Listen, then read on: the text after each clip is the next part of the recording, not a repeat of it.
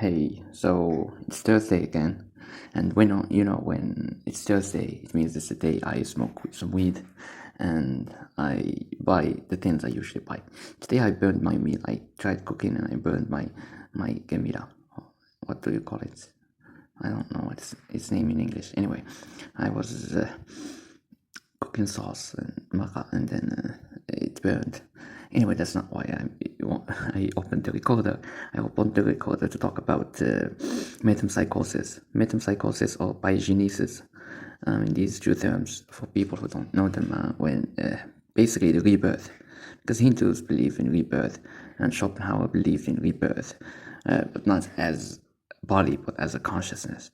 You merge with the consciousness. I'm high. I'm not focusing exactly. I'm not concentrated to tell you exactly what he said, but I read his book, On the Suffering of the World. It's one of the most beautiful books I've ever read. And it talks about this idea that the will is the thing that is against the consciousness, and that normally we are conscious. If we are smart, we should die because life has nothing but suffering. I think I explained this idea before. But because the will controls us, we continue living and we want to reproduce, even though we see all this misery. And this consciousness, the reasonable part of us, dies with us, but the will of idea continues, and it's the thing controlling all the universe. I talked about it in my messages as well. Leisures, the book I wrote, and I'm going to publish soon. Anyway, I was thinking about the caterpillar, how it goes into that womb. What is it? It's like shanaka, and then it dissolves and becomes fluid. And they said that in evolution, if it was evolved, it would never go into that shanaka, to that it's like a carcass or something like that. I don't know its name. So how it goes into its death, its diminution, it will be ruined and it becomes fluid. Yet it goes there because it knows that it will be reborn. And thinking like this, and I'm like, wow. And then it becomes a butterfly. It becomes a more beautiful thing than what it was. So this is like humans when they go into death and dissolve and they become something great, something beautiful. I don't know why I'm seeing butterflies. Maybe because I'm high. Anyway, and then I thought about humans, how they die at sleep. I wanted to kill myself to experience that.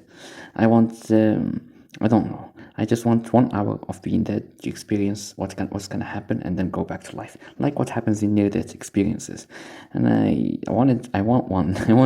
Even though the majority of people who have near-death experiences don't remember a thing, and those who say, exceptions, who say that they saw a door or a heaven opening, etc.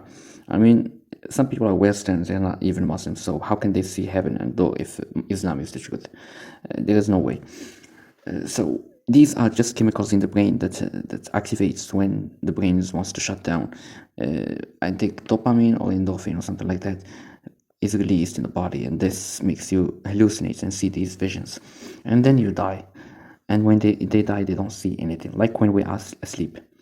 When we are sleeping, we don't see anything. We're just unconscious. And that's what's going to be after death. After death, you will be nothing. Like when you are sleeping, like before you were born, or like when you, for example, have a near-death experience. Anyway, and then I thought about Yasin Omari. He's a da'iyah in Morocco, who said, how come when you are dead, your body starts dissolving and you start smelling, and when you are asleep, even when you sleep for 24 hours or 12 hours or more, 16 hours sometimes, and you don't smell or anything? How come that this happens? And he thinks he is very educated, but what the fuck? When you are dead, the whole of the body stops. So your heart stops first and your brain stops, and then the body of course rots because the organs are stopping from working. And then when you are asleep, even though you are unconscious, the organs are all working. Your heart is beating, your brain is working. And don't tell me why these happens, because nobody knows why these things happen. They just happen. Nobody knows why we sleep. We sleep to rest, but why? Why do we need sleep to rest? Like Billie Eilish, when we sleep, where do we go? Anyway, that's it. I'm getting out of this topic. Thank you.